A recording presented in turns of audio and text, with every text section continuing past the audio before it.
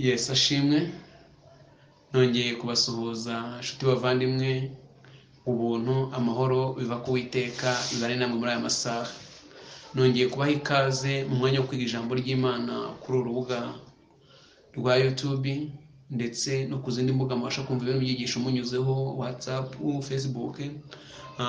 Nongeye kubifuriza amahoro y'Imana kandi ngo musobanukirwe n'ukuri ko mu ijambo ryayo. Hano rero nk'uko murimo tureba tugarutse muri gahunda y'ibyigisho biyobora abakwiga Bibiliya.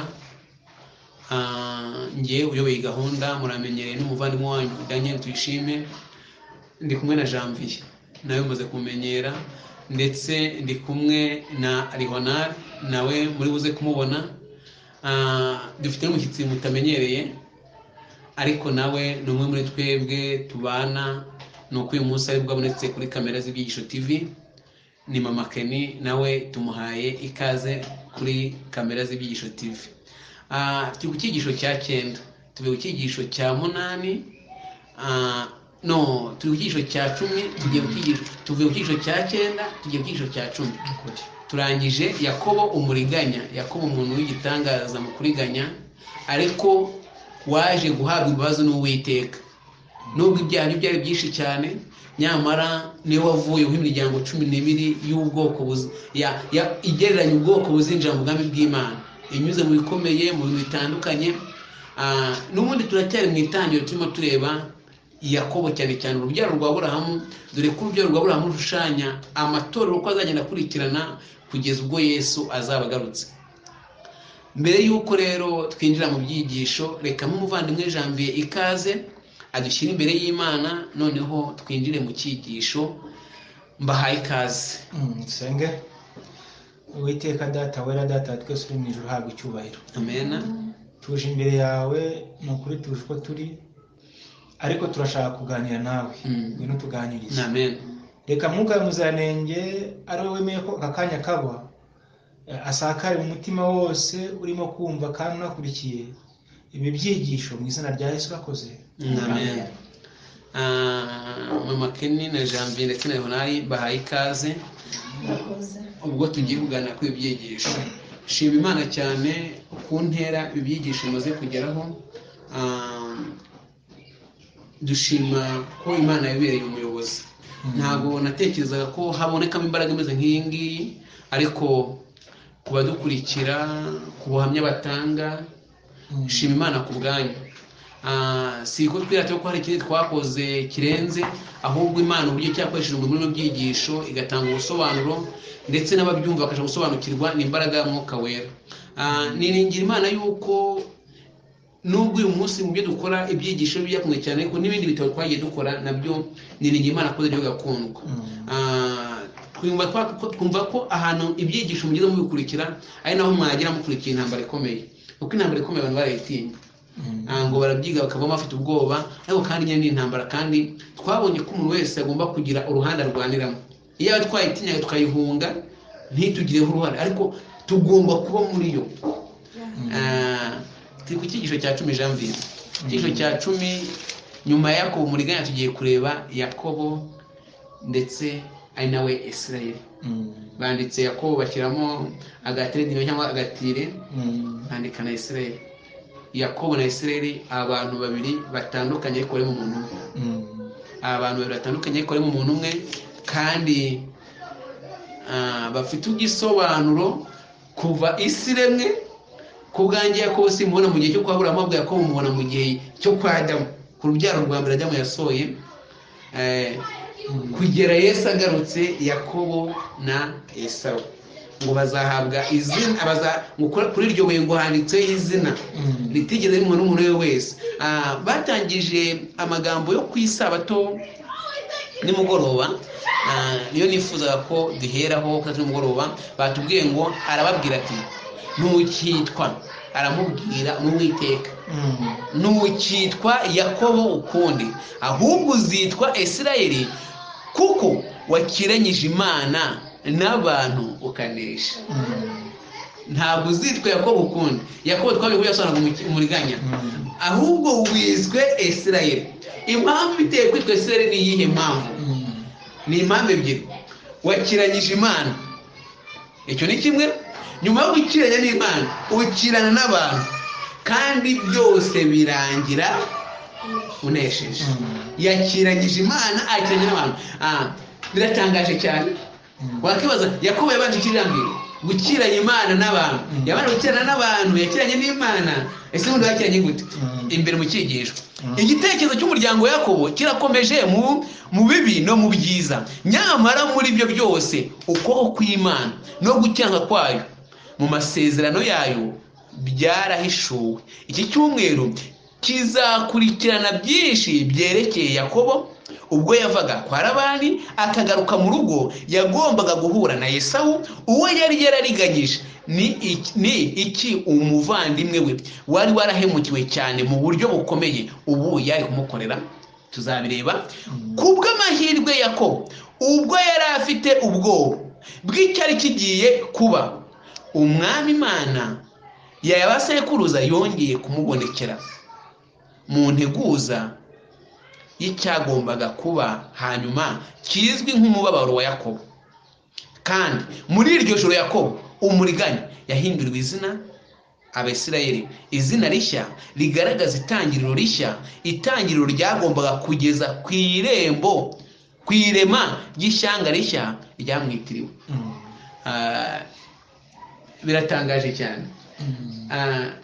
Niba mwarakurikiye Ruweni, Simiyoni kugeza kuri abana bose havuyemo Benjamin, bose bavutse kwa Yakobo.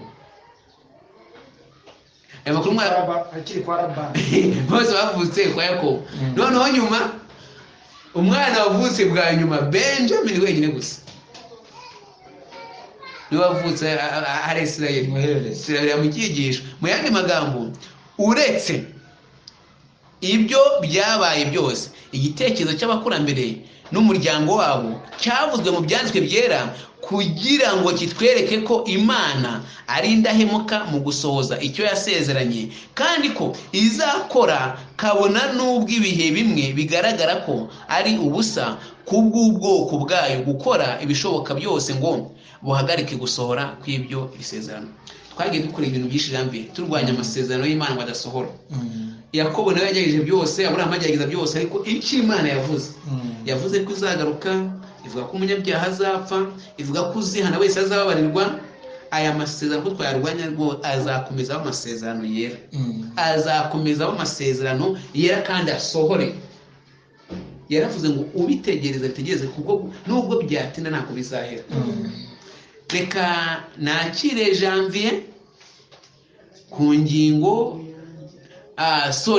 reka nakire umuvandimwe Lihonari ku ngingo yo kuwa mbere, adufashe atubwire ikirebana n'icyo gukirana n'Imana, kuko yakiranyije Imana n'abantu. Ese gukirana n'Imana, Lihonari, Yakobo byagenze gute? Udufashe utubwire. Murakoze cyane kuri iki cyigisho tugezeho cya Yakobo. Ntabwo ari Yakobo gusa, ahubwo ni nanjye nawe, kuko uyu murimo wo gukirana n'Imana ntabwo ureba Yakobo gusa, urareba abantu bo muri iki gihe gisoza amateka y'isi. Yakobo rero avuye kwa Labani sebukwe, azanye abana n'umukazana n'abana, azanye abana n'abagore ndetse n'abagaragu n'amashyo y'amatungo, araje. Ariko Yakobo atashye afite ubwoba, kandi guhura na mukuru we Esawu yatwaye umugisha ni ikintu gikomeye. Yakobo rero ageze mu nzira yigira inama kubw'igitekerezo yari afite, cyangwa se ubw'akaga yari afite muri we, no kwiyumvamo ko ari igishinja kimushinja muri we.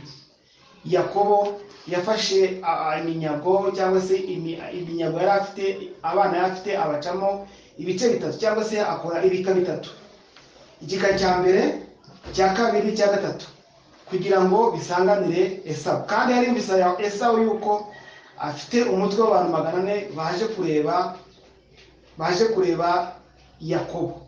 Yakobo rero yasigaye wenyine aho ngaho wenyine. Tugeze ngo gukirana n'Imana, yasigaye wenyine Yakobo, nta wundi muntu bari kumwe, afite ubwoba, afite. Mu ijoro rero Yakobo agiye kumva yumva umugabo aramufasha. Yakobo mu by'ukuri yatekereje kare Esawu, mu buryo bw'umubiri atekereza ko ari Esawu, ariko Esawu mu buryo bwe ko Esawu umfashe byanze bikunze Esawu muri iryo joro Esawu umfashe byanze bikunze aje kunyica. Yakobo rero yakomeje imbaraga ze ararwana bigeze mu rukerera gatoya marayika aramubwira ati ndekura. Niyo mpamvu ngo Yakobo yakerenyije Imana n'abantu kuri icyo kingoto. Yakobo yakerenyije marayika aramubwira ati ndekura sinkure kutampaye umugisha. Hano banditse amagambo ashaka kubonsoma amate yagotembo kandi igihamya cy'uko yarababariwe. Hano ariko turagira kuri aya magambo Yakobo akirana n'Imana kuri iki cyigisho akirana n'Imana yageze muri urwo rukerera Imana Yakobo abwira Imana ati abwira marayika wakirana ati ndekura. Marayika aramubwira ati ndekura. Yakobo ati sinkure gutamba umugisha. Mbese ni uwuhe mugisha Yakobo yasabaga? Aho ngaho n'ubundi ni hahandi yari yagarutse mu Beteli, yari yagarutse hano kuri ryawe yongeye kubonera rwa rwego. Aho yongeye kubonera rwa rwego niyo yongeye guhura na marayika nanone. Ariko ariho na wenda abantu banze bumve neza. Bavuye kwa Labani ari gurupe. Hari abana abagore bari abagore bane. Uko baragura n'ishoro kebyirije. So n'abana bagera muri abagaragu ntazo bya. Arangije byose ibyo byose gute arabyohereza. Asigara wenyine. Asigaye wenyine. Sinzi wenda uzodufasha kuki umukino utabaye w'abantu bagihari akigwe n'ibintu bye akabanza byose akaba ariko mwe n'abagore bari abagore n'abana abo byose akabirekura akabyohereza nakubyohereza akayigwa umukino utangira wenda uyu mukino rero uwukurikirana neza noneho ni umukino rero n'agakiza k'umuntu ku giti cye kuko ntabwo aka gakiza cyangwa se uyu mukino yagomba kuwukirana ari kumwe n'abandi bantu kuko iki ni ikintu cyarebaga Yakobo nk'agakiza kaya umutima we n'icyaha cye kuko iki cyaha cye ntabwo gikoranye na babandi ni ubwe bwenyine kandi marayika n'ubundi yaraje gukuraho iziditizi n'ishiga Yakobo yaragize gute yari afite. Niyo mpamvu ubwe yasigaye wenyine kandi umunyabyaha n'ubundi agomba gusigara wenyine na Yesu kuko nta muntu ugomba kwitambika mu gakiza k'umunyabyaha na Yesu nta wundi. Yesu agomba kwihura n'umunyabyaha bakagira amasezerano bakagira ikintu bavugana nawe ku masengesho cyangwa se gutakambira Imana akamusubiza n'ibindi byabyo bari. Yakobo rero marayika yaraje kwibutsa icyaha cya Yakobo no kongera kumuha amasezerano y'agakiza karebana na Yakobo no kumubarira icyaha yakoze muri cya gihe cyose yabayeho ndetse asubira mu gihugu cy'isezerano. Kandi nanone yari hafi yo mu gihugu cy'isezerano ariko urugabano rw'igihugu cy'isezerano. Noneho mu gitabo cy'intambara ikomeye ku gishushanyo turikendaho ku gice cya Yakobo niho bavuze cyane amagambo akomeye cyane arebana n'icyigisho cy'umuboro wa Yakobo. So ubwo abantu Yesu azaba amaze kuva mu buturo bwera bwo mu ijuru sibyo ubwo azaba amaze kuri umuboro ubwo azaba amaze kuva mu buturo bwera bwo mu ijuru hazaboneka ibintu bibiri. Icya mbere ni uko abantu bamaze kwihana ibyaha byabo bazakomeza gusenga cyane bazati mbese ibyaha byacu byarababariwe cyangwa ntabwo byababariwe. Abandi b'ibyago birindwi bizaba byageze gute byaratangiye. Noneho uyu mwanditsi nawe White yavuze ngo ni umubabaro wa Yakobo kongera kwisubiramo ko hari ikintu waba warahemukiye Imana bagenzi bawe ngo urebe ko Imana ikwemera. Ariho nibutse icyisho twarangije ushize mu rugendo rwa Aburahamu na Loti. Aburahamu urugendo rwose yakoze kumwe na Loti ntabwo Imana igeze imuvugisha. Aburahamu yaherutse Imana imuhamagara yahamagaye Imana amuhamagara rumwe we mu guhaguruka gukara n'abandi bari Imana atahamagaye ijwi ry'Imana rirazima kuri we ngo igihe yatandukanaga na Loti arongera mu ijwi ry'Imana. Yakobo ari hagati y'abana inshoreke n'abagore amatungo ijwi ry'Imana ntiyongeye kumuvugisha kugeza igihe bya bintu. Ikintu ushaka kuvuga no Yakobo nawe afashe ubwambere bwa mu bintu n'ibige ararekura asigara wenyine. Biratangaje cyane uyu munsi kwera dushaka yuko ibintu bigenda hari uzabiturekurira uzahebe iyo umuntu yakamufashe kuri icyo kintu aho ngaho kuri iyo ngingo akongo reka yone tukomeza dufashanye aho ngaho kuri icyo kintu urabona ko Yakobo yasigaye wenyine sibyo amaze gusigara wenyine yohereza ibintu byose arabyohereza. Hano bagaragaza ati kuki Yakobo hano yakiranye n'Imana. Wongeye kuvuga ati Yakobo yakiranye n'Imana yakiranye Imana aratsinda akira no aratsinda uko yari kumwe na marayika rero akirana na marayika Esawu nawe Imana yari yasanze Esawu, sibyo? Esawu uyu muntu witwa Yakobo ntugire ikintu mubane neza ki, arimo gukirana n'Imana, gutsinda Imana nuko yaka icyo yaguteganyirije muri Kristo Yesu, sibyo?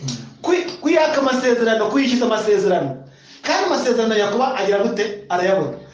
Amaze kuyabona ngo atsinda Imana. Gutsinda Imana nuko yaka agakiza yaguhereye muri Kristo Yesu. Reka ngo akantu kakagero muri Luka cya 8 umurongo wa 40, ubwo umugore wari umaze imyaka 12 agize gute? Ava igihe asanga Yesu muri urwo ruvunge, Imana yarakataje, aragenda akora kuri Yesu. Yesu aravuga ati hari umuntu nkozeho, hari umuntu utwaye ibyanjye, n'ubu ari imbaraga igize gute? Imvuyemo. Iyo mbaraga ndi uyifite. Ba Petero bari aho ngaho hose, nta muntu wigeze asobanukirwa n'iyo mbaraga. Ariko undi yaravuga ati data, yaraje kwita imbere ya Yesu ati ibyaha byawe ugize gute? Yakobo rero akeneye, yakiranyije Imana, yatsi Imana, yakuye mu biganza by'Imana impano y'agakiza, kandi ahita ahindurirwa iki?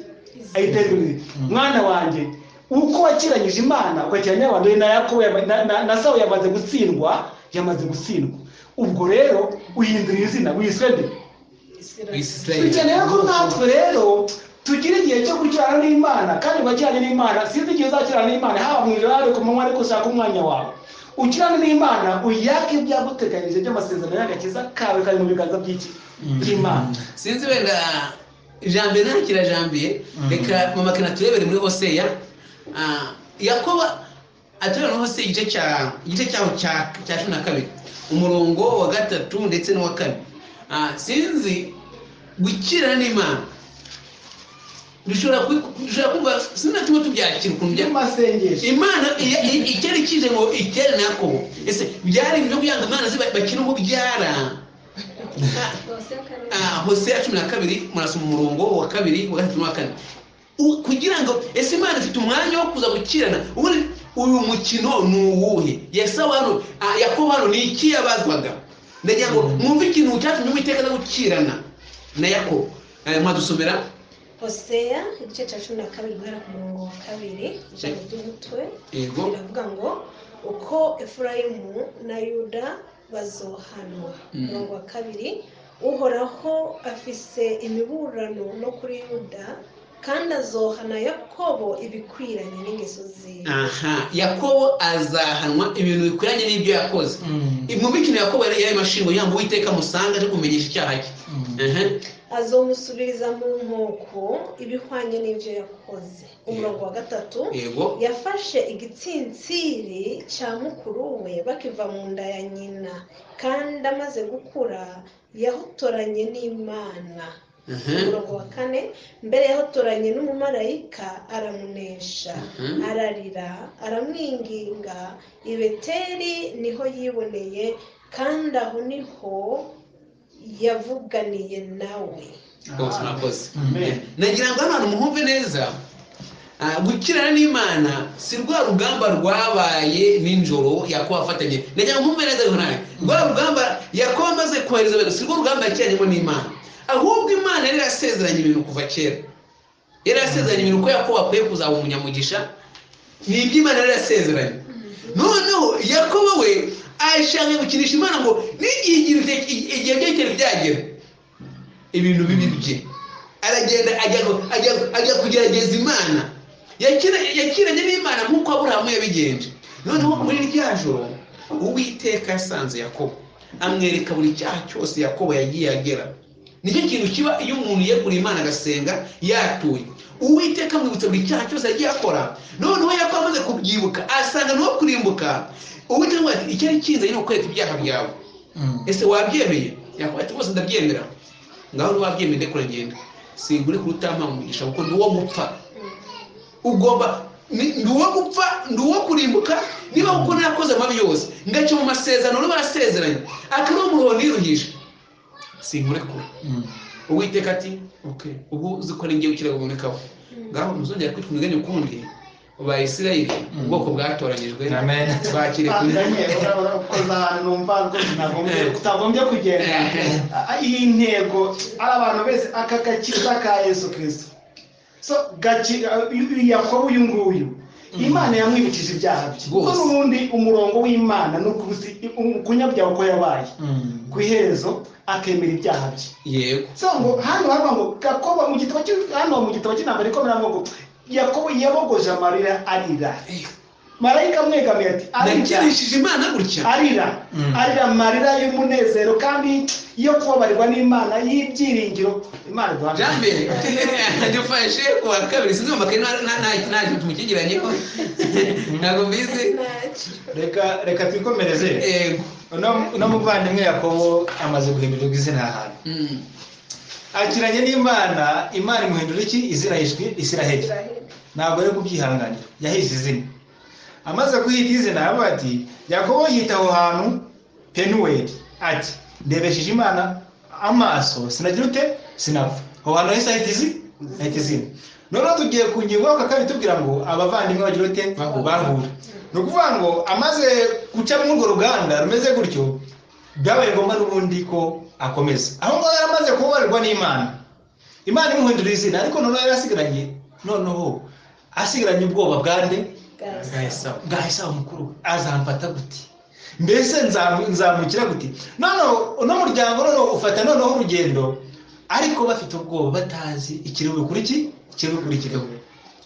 Babuze hano igice cya 33 cy'Itangiriro ariko ni kirekire, muzagende mugisoma niho ino nkuru ishingiye. Yakobo bafata urugendo, batangira urugendo, yubura amaso abona nde? Yubura amaso abona mukuru we Esawu araje. Ikintu yakoze ni iki? Yaraje yikubita hasi karindwi mbere y'umuvandimwe we, uwo yise inshuro nyinshi databuja. Ni ukuvuga ngo akibona yikubise hasi karindwi, abyuka yongera inshuro 7 kandi inshuro zitabarika, agenda amwita databuja. Mbese ni ukubera iki? Ibi rero bitwibutsa ikintu gikomeye cyane. Imigisha Isaka yari yahaye nde? Yari yahaye uno Yakobo umurigani.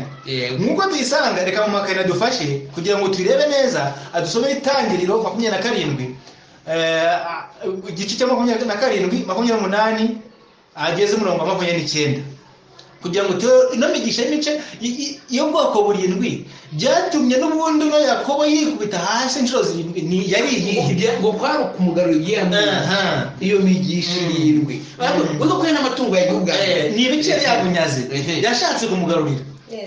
Itangiriro 27 umurongo wa 28 haravuga ngo nuko Imana iguhe ku kime kiva mu ijuru. Umugisha umwe iguhe ku kime no kubiboribori byo mu ndimi no kubimera hakikimbe impeke na vino impeke na vino amoko aza gukorere amahanga azakwikubita imbere amahanga azakwikubita imbere uzuganze abo muvukana bene nyoko bakwikubita imbere uzokuvuma wese avumwe uzoguhezagira wese ahezagira. Ngiyi imigisha y'indwi uno muvandimwe yari yahawe, yari yariganyije, ariko noneho yari abizi ko yayihawe, ariko si uko byagenze. Uyakuze ikinyuranyo n'icyo yikubita hasi karindwi, kandi noneho uwari umutware yita uwo yari kuyobora databuja.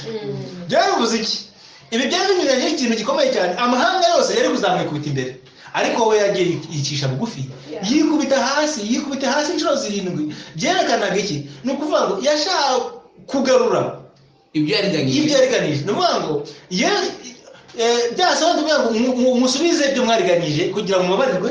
Ni ukuvuga ngo yashyize mu bikorwa yamigisha yose we ubwe yumvaga yabisubiza kugira ngo mubabarire. Hanyuma kandi n'amahanga kumwikubita imbere ntabwo ariko yari kubigenza. Ubundi yari kuza ameze nk'umwami nyine wahawe umugisha, ariko si uko yabikoze. Bisa rero nkaho icyifuzo cya Yakobo cyari ukwishyura umuvandimwe we umwenda yari amurimo, kandi akamusubiza umugisha yari yamwibye.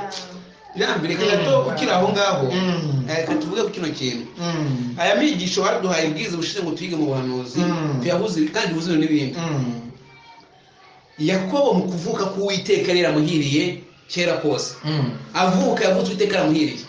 Icyaha Yakobo yakoze ni ukwicira inzira. Ni ukwicira inzira. Yakobo yagombaga kuzubahwa, amahanga akamwikubita imbere, nta ruhare rumwe bigize maze kumvira icyo Uwiteka yari yamubwiye. Mu kwicira inzira Yakobo yakoze ikosa bituma igihe Uwiteka yaramugendereye agaye inzira yose yanyuzemo. Yakobo yagaye ashuka mugenzi we ngo amuha ubukuru, kiriya kintu Yakobo yaracyatuye. Yakobo yagaye kumvira inama za nyina ngo ajye kuriganya mugenzi we. Reka mbabwire ikintu Yakobo yarakoze. Yakobo nawe kubaho umeze. Yakobo yakubaho nka Dawidi, uko Dawidi yabayeho. Mwibuke Dawidi na Sawuli. Dawidi yasutwe amavuta, Imana yambwiye ngo uzaba umwami. Sawuli atangira kumuhiga. Dawidi arirukanka, aho agiye kwisha Sawuli akaza akahitura. Yahitura Dawidi akafite ubushobozi bwo kumwica. No abantu bakareba bamwe ko Imana iguhaye umwanzi wawe wamwishe. Dawidi ati nzi neza ko Imana asaze ko nzaba umwami. Kuki mwumva ko narinda kuba umwami menya amaraso? Dawidi yizeye ko iby'Imana yasezeranye byanze bigomba kuba. Ati niba ari uwo gupfa zagwe ku bandi. Sawuli yari nta bwenge. Esawu yari nta bwenge. Kuba yatari afite ubwenge ntabwo Yakobo yari kubenefita ngo agendere kwa mukure nta bwenge. Yari kureka Imana ikazamwigenzeza uko yakagenze, ntajye kuriganya. Reka tugaruke kuri icyo kintu Janvier yavuze, kandi tujyana n'amahirwe kuko ngo Yakobo yakiranye n'Imana arayitsinda, akirana n'abantu arabatsinda, ntabwo yakiranye na Esawu. Noneho ingingo yo kuwa kabiri itweretse n'uburyo yakiranye nande n'Imana, yitwanye n'Imana kandi na Yakobo. Kuko Yakobo, urabona Yakobo yagaruye bya bintu byose kwatura nyako, kwatura k'umunyabyaha nyako. Buriya ari umuntu ugeze kuza hano aratura avuga ati yatura ibintu abantu basaba bagati uriya yatura nk'abapantekote. Nyamara kurya niko murongo Imana yashyizeho. Uwo murongo w'agakiza, niba utanyura muri uwo murongo w'agakiza, niwo murongo Imana yashyizeho. Ribona bivuge neza, umwana w'Imana ahindukira ukuri. Akwiye gutandukana n'inzira mbi yose yanyuzemo, kandi si ugutandukana yarira, ahubwo akwiye gutandukana ayizinutswe ayanzwe. Kwa mu gitabo cy'umugenzi ngo ikintu kiranga umuntu wahuye n'Imana cya mbere, ibya kera byose arabyanga, abyanga gukunda iby'imbere asanze. Yakobo inzira zose yanyuzemo zose yarazigaye, aranazatura, ariko uzasanga umuntu yakira ubuntu bw'Imana, ubuhemu yakoze mu gihe atari hano aracyakwana nabwo. Ntabyo nibaho niwe twakira imbabazi z'Imana. Reka nshyiraho akadomo ka nyuma. Yego, ni ukuvuga ngo Esawu yabonye murumuna we bitandukanye n'uko yari amwiteze. Yego, aho kugira ngo yirukanke ajye kumwica nk'uko byabiteganyijwe, arirukanka aramuhobera. Ubengamiza Misaya. Babura ikintu na kimwe bavuga, bose bararira. Ikintu yavuze rero gikomeye cyane, yaravuze ngo yarangije aramusoma Yakobo Esawu, maze bombi barira. Nyuma yaho Yakobo avuga na Esawu, kuko mbonye mu maso hawe nk'uko umuntu abona mu maso h'Imana. Ikintu gikomeye cyane cyatumye avuga n'amagambo nuko yari abonye imbabazi zikomeye cyane zari ziri muri mukuru we, za zindi yakuye kuri harayisi Imana yambariye na mukuru yambariye. Ni ukuvuga ngo yahuye n'Imana kabiri. Yabonye ubuntu bw'Imana, yabonye mu maso h'Imana inshuro ebyiri. Yabonye Imana mbona nkubone, arongera ayibona muri mukuru we Esawu. Yakiranye n'Imana n'abantu. Reka mwana ku murongo, reka mwana ku murongo. Iri kintu mvuga, kiga cyo kuwa kabiri abavandimwe bahura. mu by'ukuri usanga iyo umuntu yihanye nyakwihana kwihana atari ukw'imigenzo ari ukwihana kuvuye ku mutima ibintu byose yarararikiye by'amaronko by'amafaranga Yakobo yageze naho n'abagore ararekura bigenda ararekura byose amashara yarekura noneho n'icyubahiro Imana yari yamaze kumwita Isirayeli iyo yari imvi ihagije yo kuvuga ati ngende umuntu ukomeye umuntu ameze neza akumva yuko yabaye umutware wa mukuru we ariko mu by'ukuri kuko yari yamaze kwakira agakiza gatuma aca bugufi icyubahiro agishira hasi ageze imbere ya mukuru we arapfukamagera hasi amarira arayarekura yerekana ko mu by'ukuri agakiza ntabwo karakimirenza ko kandi abantu bagenda baririmba gusa ngo barakijijwe ariko wabona imirimo yabo wabona uburyo bitwara ugasanga mu by'ukuri mu mitima yabo nta guca bugufi kuri Yakobo rero hano aratwigisha ko iyo umaze kwakira agakiza uca bugufi icyo uri cyose iby'amashure iby'ubutunzi iby'icyubahiro nta kintu biba bikimaze ahubwo ukwiye guca bugufi ukagira ikirenge nk'umuca Yakobo murakoze cyane murakoze Pawulo yavuze amagambo mama Kene yavuze ngo nabyawe ubwa kabiri byose bihinduka bishya ibyari inyungu zanjye byose nabibonaga nk'igihombo nkareba abagore ukuntu babonye imitungo byose arabona babaje ntabwo n'ubundi kino cyigisho ingingo yo gatatu ntabwo itandukana n'ibyo batuma tuganira gutya kuko avuga ngo birimo byerekana imbuto z'umuntu wamaze kwihana imbuto z'umuntu kwihana Yakobo akize Sawuli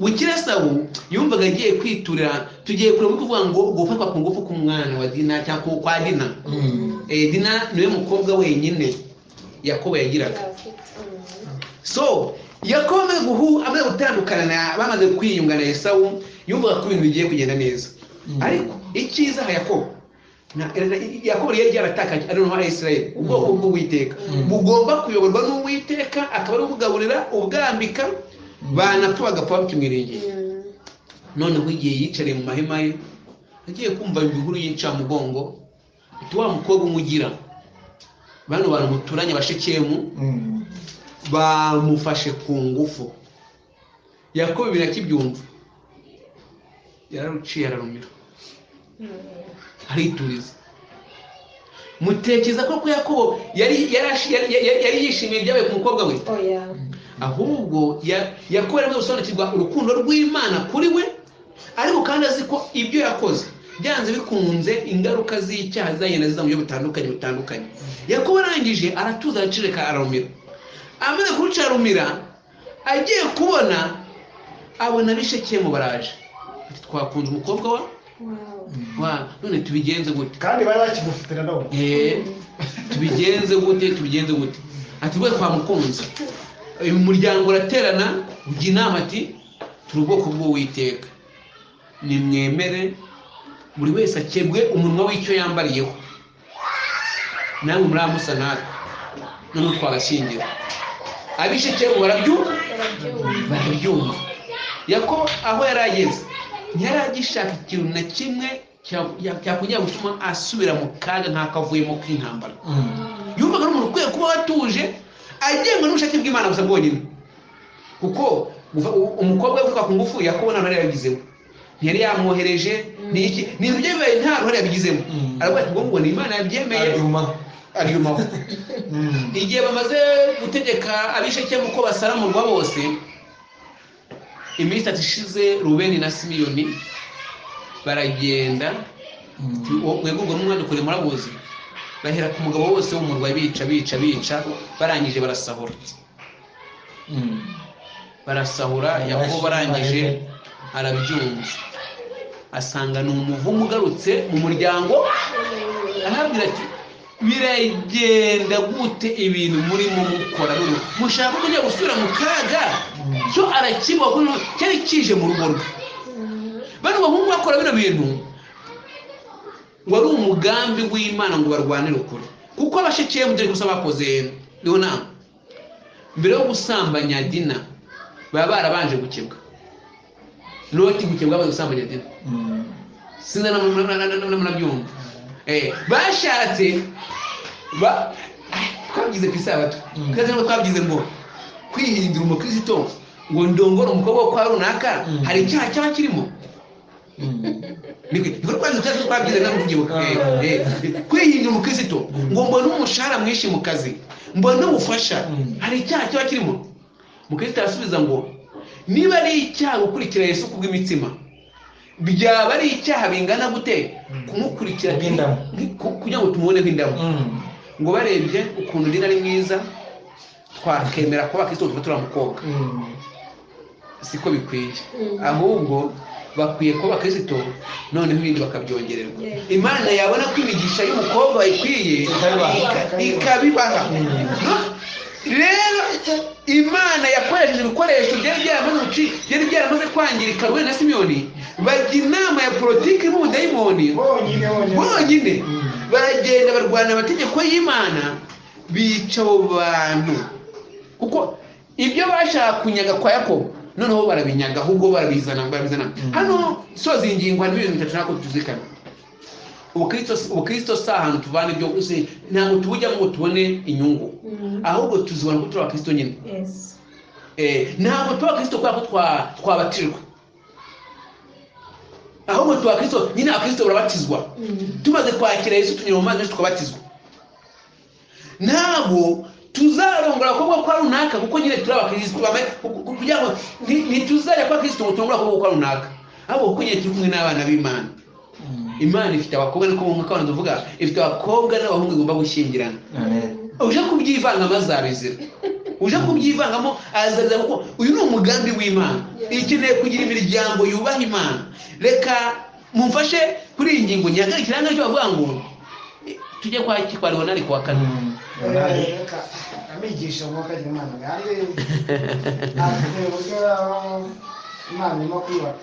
Tugere kuri ingingo yo kuwa kane. Ingingo yo kuwa kane iratubwira ngo gutsinda kuramya ibigirwamana. Yakobo rero amaze kujya mu kaga k'abahungu be.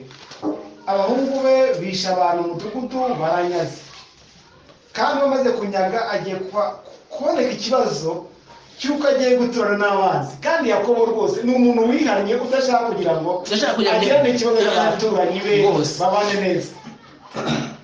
Imana yavuga ati rero Yakobo, imuka uva ahangaha wimuke. Aragenda arimuka, yisubira none kwiturira ahantu hita Beteli. Yakobo ahangaha yari akundaga, amwaboneye Uwiteka, amwaboneye Uwiteka ati aha ni mu rusengero, aha ni rwo rembo. Yongera kujya kwirebera hahandi yagiye yiryamiye ubwo yahuriye ahunze Sawo, kandi adotse nanone ubwo yari aje kubonana na Sawo cyangwa se mu gihugu cyabo, niho nanone yakomeje noneho rero arimuka ajya kwituriza i Beteli. Ikibazo rero hano cyari gihari cyari iki? Ntabwo agomba gusubira i Beteli kujya kwishyura amasezerano no kwa n'Imana y'i Beteli, kandi umuryango we nanone havutse ibizira. Havutse ibizira. Imana banyaze mu Bashekemu, Imana bavanye kwa Labani, zose zari ziri aho ngaho zose, kandi bazisengeraga mu rugo. Yakobo atabizi agasenga Imana, abandi bisengera izindi mana. Imana avuga ati ufite izindi mana mu muryango wawe, abo bantu bose bafite izo mana zisigara aho ngaho. Tujyane tugere kuri ryawe ya Beteli, twongere gusubira mu masezerano. Ndashaka ko twongera gusubira mu masezerano twasezeranye. Noneho akava mu masezerano kuri wowe, akaza n'umuryango wawe, bakamenya Imana ukorera iyo ariyo. Aha rero nicyo Yakobo Imana ati twimuka tugende, kandi ibyo ntabwo twimukana n'ibigirwamana, bigomba gusigara, bigomba kugira gute, bigomba gusigara. Hano hari inama y'agakiza ikomeye cyane. So Imana itwigisha inama y'agakiza. Arangizaho kandi bagomba kwimuka, barafite ibigirwamana basengaga, byagomba gusigara hari abantu bakishekemo, byagomba gusigara. Noneho bimutse nabwo ngo yagombaga no kubasobanurira ibyo bafite mu mutima nabyo bakabiruka. Ibigirwamana basengaga by'imbere, ngo icyo gihe Beteli yashaka kwega urusengero. Beteli ari ku rusengero, niho yari agiye kwigishiriza abantu Imana nyakuri, gusenga ibintu bigenda bihura. Niyo yagiye kwigishiriza, noneho yagiye kuvuga ngo abigisha imana ituruka inyuma biva inyuma ibisigirwamana bisigaye bijye niho abigisha n'agakiza k'umutima noneho ako yabeneye i Beteli aho ngaho noneho kave muri Yakobo kaze muna kwigisha amateka ibigisha amateka so abajyana aho ngaho rero ngo gutsinda kuramya ibigirwamana uwo murongo rero niwo Yakobo yerekeje i Beteli ageze i Beteli rero Yakobo atangira kuhigisha ikimana atamba n'igitambo atamba inyubako y'urusengero atamba igitambo noneho atambira imana zinze hari somera hariya hantu urugendo rwo kwihana rukubiyemo ikiruta kuva ahantu ukajya ahandi ngiye kunwe ni ikintu cyose gishingiye urugendo rwo kwihana rukubiyemo kuva ahantu ujya ahandi cyangwa se kuva mu itorero rimwe ujya mu rindi icy'ingenzi kuruta ikindi ni uko twashaka kubw'ubuntu bw'Imana gukuraho kuramya ibigirwamana mu mitima yacu aho twaba turi hose kuri ikintu icyo cyo cyose gishobora kutubera ikigirwamana ubwo Yakobo rero yumviraga Imana kandi agakora akurikije itegeko ry'Imana ku iherezo Imana yaramugobotse kandi ubwoba Imana iteza ubwo Imana yabuteje hehe yabuteje mu Beshekemu kuko reba yishe umudugudu wose yishe abagabo bose kandi arimutse nta muntu umukurikiye kuko ku mirongo 35 ku gihumbi cya 35 umurongo wa 5 Imana iteza ubwoba abantu b'Ishekemu ntibakurikirane wenda ariho ntujye kurikira nta gusoma ntujye 20 cyane ngo urugendo rwo kwihana rukubiyemo ikiruta kuva ahantu ukajya ahandi kuva mu madini ukajya mu rindi kuva mu musatsi ukajya mu wundi kuva mu myenda ukajya mu yindi kuva ku mugabo ugashaka undi ibintu bigufi ukambara birebire reka umusatsi ugasigara nawe ushaka kuba bivuze ndakuye mutari bubyumve reka tubiwe buryo uyu munsi turi hano pasiteri akaza kwigisha umusatsi umumagire ugahita wuvanaho rwose yamaze kuwuvanaho akabona n'umuntu aracyari wa wundi aracyatukana kandi abanyamusatsi ati ikibazo mwashatse abagabo mudahuje kwizera yagera mu gatiro Janvier twakoze kosa kandi mu gihe cyane niba baratandukanye urushaka ushira hanga akajya kuba wenyine ibi ndi kubabwira ni ibintu bikuye umunsi yajya kuba handi wenyine agasanga umutima utukana uracyamuri mu mutwe agasanga ibintu byose biracyari kuri we rundi bibi ntabwo kwihana ari ukuva ahantu hamwe ukajya ahandi ari uguhindura ibintu ukajya ku bindi ahubwo kwihana nk'uko bivuze ni ugusora ibibi biri mu mutima ijambo ry'Imana ngo iraguye Babuloni wa mudugudu wateretse amahanga yose inzoga niryo riba ry'ubusambanyi bwawe bwoko bwanjye ni musohokemo noneho icyo dukora ngo dusohoka mu rusengero kandi birumvikanaho ni umurimo buriya iyo twigisha abantu kugira ngo bakureho amatunda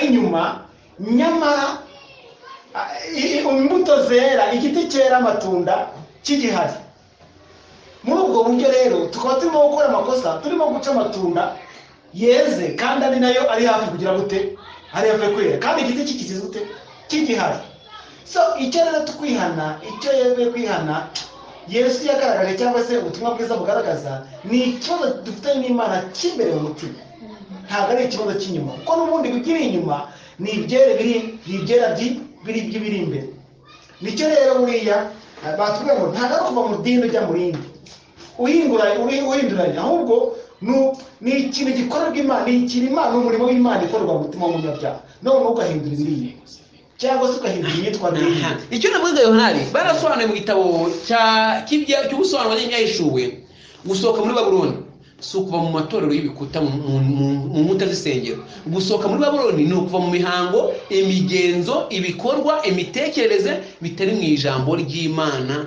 Mube bashya nk'uko so mu ijoro mushya. Mumfashe njye ku ngingo kwa gatanu turimo twegera ku musozo, ingingo uvuga urupfu rwa Racheli, Rahel. Yakobo ubwa mbere ibibaye mu mwana baramufashe ku ngufu, ubwa kabiri arimuka ageze i Beteli. Shaka kugira ngo mwumve umuntu umaze kwihana ibintu bimubaho. Ntabwo umaze kwihana bwati noneho ubwo umaze kwihana ngiye mu mutekano noneho nta kibazo. Uwiteka yabwiye na Ananiya mu ihinduka rya Sawuli, murabyibuka? Aravuga ati Ananiya yabwiye ati ibintu kuvuga ngo Sawuli yahindutse, urabizi neza Sawuli ubugome bwe urabuzi. Uravuga ati mureke ibyo yakoze, uko yandenganyije bazamukubira, azagenda aho yanyuza ndwanya azahaca kandi nawe azahaca, abo yahanyuraga boke nawe azaca bamuboshye. So Yakobo amaze kurwana intambara y'ibyamuka, aratsindishijwe, afite amahoro ku Mana. None agiye kwishyura, agiye gufata umusaruro w'ibyabibye. Ageze i Beteli n'icyamubayeho. Ageze i Beteli, umugore we warabuze urubyaro, yarabyaye umwana we gusa. Umugore yakoreye imyaka 14 ntiyabona urubyaro, yaje kubyara umwana umwe Yosefu arakundwa kaza, abyaye wa kabiri, igihe mubyara biranga, hasohoka umwana nyina yamaze gushira mu mwuka. Noneho Yakobo ibyo ntiyabyumva, igihe kiri kubazo, Mana ni gute ibintu nk'ibi ngibi wabikora? Rachel namukoreye imyaka 10 n'abizi, ugize kutwima abana, umugore ntakunze ntigeze nkunda umuha abana ngana kuriya. None narashara kana nagiye ka kabiri apfanye nako. Yakobo yicara marira, amarira ameze nabi, ariko akabona nta mwana n'umwe muri hafi. Agiye kumva yumva ngo ya mfura yawe mwabyeyi bwa mbere aryamanye n'umugore wawe hari ahirike ku mariro, noti amariro yararangiye. Yakobo ari ku mariro, Rubeni nawe aryamye ku gitanda cya, nta nubwo bagiye mu cyumba cya Rubeni, ahubwo yagiye ku rwuriro rwa se aho Yakobo yaryamaga, ko no mu Rwanda byarabaga umuntu apfusha ntabwo yemeye kujya ku cyuriro cye, ahubwo yabaga ari aho ngaho nyine ngo nukwibabaza nizo kubaza. Cya gitanda Yakobo yateye rwa rutara, biruhana n'imfura Yakobo, baragenda barurira bararyama. Hari ikintu cyanunguye Yakobo, ibintu yarabyumvisha akomeza ikiriyo, yakomeje amariro rwose, yakomeje n'ubundi kuko yarazi neza, yarasobanukiwe neza ko ubugome bwose bwabaye yagize bugomba kugira imbuto zabyo, byose bigomba kugira imbuto zabyo. Ntiyatutse Imana, ntiyagize ute rwose, ntiyeretse na Rubeni ko yamurakariye, ntiyabimweretse gusa. Icyo yakivuze agiye gupfa. Ntabwo ati Rubeni rero nagize nabi, kuko nagize nabi mukira Imana, ariko nawe wemeye kuba igikoresho cy'umwanzi, uza kunyibutsa amakosa yanjye. Kubaho kwawe kuzahora kumeze nk'amazi ari mu ibase, ntabwo uzagira ishyikizo, uzahora uri umuntu ureremba, kuko buri igitanda cyaso. Ibi hano ikintu navanyemo cyane ni uburyo cy'umuntu yamaze kwihana. Imana irababarira rwose, ariko ukwiye no gusaba Imana ngo iguhe ubushobozi bwo kwihanganira ingaruka z'amafuti wagize mu buzima bwawe, ingaruka z'ubugoryi wagize, kuko byanze bikunze zigomba kubaho. Iyo ikintu cyasihanganiye byarangira usubiye mu kaga wavuyemo, kuko yakoze Mana ni ibingi umembye, ugezeho usuzuguza abana.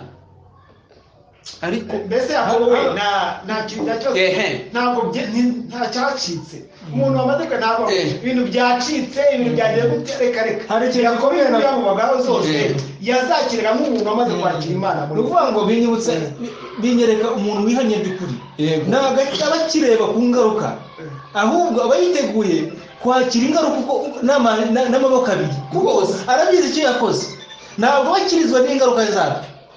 Uribuke yuko Ibeteri yose yari yamaze no kubitanga n'undi kugira ngo abyohereze yari yabaye nk'utandukanye nabyo by'iteka ryose yumva ko byatandukanye ngo yarabanje abanza ukuntu yabikoze mu buryo bwiza Jean Pierre yohereje bwa mbere intama ibintu by'ibisimba nyuma akurikizaho amatungo nyuma yo kurikiza amatungo akurikizaho abaja barangije akurikizaho ishoreke zirangiye akurikizaho umugore atakundaga Leya birangiye akurikizaho kamwe yakundaga kareco kagenda inyuma y'ibindi so byerekana uburyo ki umunyabyaha mu rugendo rwe agenda avanaho kimwe mu nzira ifunganye n'abacyabonye ngo babanje guta amafarashi imizigo ku mafarashi nyuma amafarashi barayata nyuma imitwaro bikoreye barayita nyuma imyenda bayivanamo nyuma amasogisi barayambura basigara badafite naho gukandagira bafashe hejuru gusa ku buntu bw'Imana jambo gisorese simbizi mbere yuko musoza mu by'ukuri birababaje nyine ariko nta kundi byagenda Yakobo atubereye akarorero keza ubundi nyine nkuko murabivuga byarashoboka ko Yakobo mu kababaro yari afise nako yari Isirayeli mu kababaro yari afise ko kubura umugore yakoreye imyaka ingana kuriya akamubura musigiye n'utwana tubiri nishavu yarafise ari guhaguruka avuga ati uyu muntu amureye ibintu nkibi ndi mu gahinda kangana gutya mukorera iki no gushinyagura pe imfura yanjye yakaye kuri hafi yanjye nukuri birababaje ariko mu by'ukuri Yakobo yarabyakiriye ni ukuvuga ngo bitwereka ko yari amaze kumaramaza ibintu byiwe byose bikomeye n'ibyoroshye yari yabishyize mu biganza bye ng'ikintu gikenewe ni ukuvuga ngo twebwe rero nk'abana b'Imana tumaze kwiringira Imana ni ukuvuga ngo ibintu byose tunyuramo byaba ibikomeye byaba ibyoroshe tuba dukwiye kubishyira mu biganza by'Uwiteka ubundi tukituriza rwose tukituriza tukumva ko ibibaye nyine byabaye kuko niba ntacyo dufite twabikoraho ubwo tuba twabishyize mu biganza by'Imana akaba ariyo dupfundikire rwose hari amagambo baduhaye ari mu gitabo cy'abakurambere n'abahanuzi yego ku cyigisho cyitwa ijoro ryo gukirana batubwiye amagambo akomeye cyane ngo ibyabaye kuri Yakobo muri rya joro ryo gukirana n'umubabaro yagize byerekana ibigeragezo abantu b'Imana bagomba kuzanyuramo hasigaye igihe gito Yesu akagira ute akagaruka uriya mubabaro bagize bari abantu uburyo Yakobo yagize umubabaro n'ubundi byerekana umubabaro abantu bazagira Yesu hasigaje gatunga garuke Imana izabagerageza bazashungurwa Satani azabibutsa ibyaha bakoze kera ko batigeze babibarabarirwa ariko bamwe bazasubira inyuma ariko abandi bazashikama ku masezerano y'Imana bihanye by'ukuri bibuka isezerano ry'Imana ko Yesu yababariye kubw'ubuntu bwe bakomeza urugendo bomatane n'amasezerano y'Imana ngo uyu mubabaro abantu bazajya bibaza ese ngewe narababariwe ese icyaha cyanjye cyarapfa bazagira umubabaro ukomeye cyane bibaza bizagenda bite ariko kubwo kwizera Yesu gusa ari igitambo gusa bazibuka ko bababariwe reka Uwiteka tugirire neza aduhe kwishingikiriza kuri Yesu Kristo Yesu ari hafi kugaruka ntabwo bigitinze ntabwo ari kera hasigaye gahe gato cyane kugira ngo agaruke unubona nakabuza tugiye kwinjiramo ariko hahirwa umuntu uzashika mu masezerano y'Imana yego jambi so sinzi wenda mama Kenny adukira imbere y'Imana z'icyigisho icyo zana amazi tuzadufite mu misi y'imperuka si cyuko ibyacu byibwe si cyuko abantu batwanze kizari ikibazo ngo sinita ku butunzi ifeza n'izahabu ariko nshaka kumenya ese mu gitabo cyawe cy'ubwami izina ryanjye ririmo riranditse mama Kenny dusoza dusengera Imana bavugisha murakoze cyane dore yuko tusenga mu butumwa bw'abahanuzi bakubwira ko mu by'ukuri uko umuntu yegereza umusaraba niko agenda yibonaho ubugoryi rwose burya uko umuntu yegera umusaraba ntabwo ariko abona ko akiranutse ahubwo abona yuko umenga aracyari kure ukumva ugifite byinshi byo kwicuza ukumva nyine uracari kure y'Imana kandi uri kwegera Imana. Burya rero umutima w'umuntu ngo uribeshe. Iyo wibwira ko ukiranutse umutima uba uri kugushuka. Yes, niyo mpamvu rero abantu b'Imana batigera bumva ko bihagije, batigera bumva ko bageze ku rwego rwiza bategerezwa kugeraho, ariko bakomeza bumva ko ari Yesu wenyine ukwiye kubarengera. Kandi mu by'ukuri niko bimeze, ni Yesu wenyine ukwiye kuturengera, muri we akaba ariho twihisha, kuko turi twenyine nta kintu twageraho. Imana rero itugirire neza. Reka dusenge Imana. Turagushimiye, turaguhimbaje Nyagora ku ngoma, tugushimiye kudukunda, tugushimiye kutwitaho, izina ryawe rihabwe icyubahiro.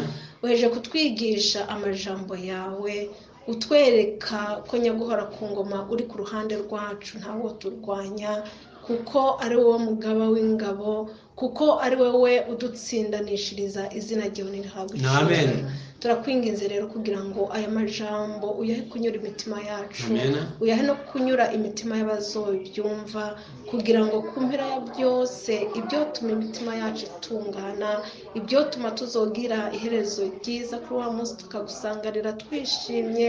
Ukomeze kubiduhera ubuntu n'imbabazi ku bwa Yesu Kristo umwami wacu. Amen.